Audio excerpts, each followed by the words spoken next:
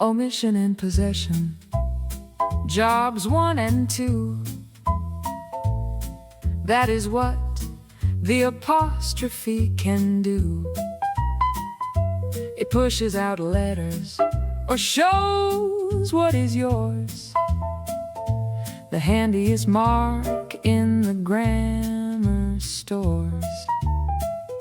Floating up high like a comma in the sky. Let's learn the rules, just you and I. First is omission. It makes words shrink. 2 words become one faster than you blink.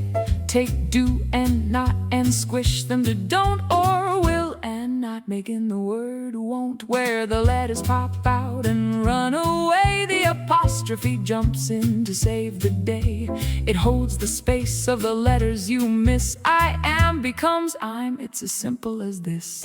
Omission and possession. Jobs 1 and 2. Jobs 1 and 2. That is what the apostrophe can do. It pushes out letters, or shows what is yours. The handiest mark in the grammar stores. Next is possession, to show who owns what, like the cat's little bed or the pirate's gold pot.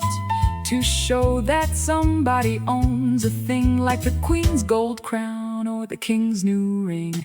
Add an apostrophe, then add an S, to show it belongs to them, nothing less. The pupil's pencil or the teacher's book, it tells you who owns it. Just take a look.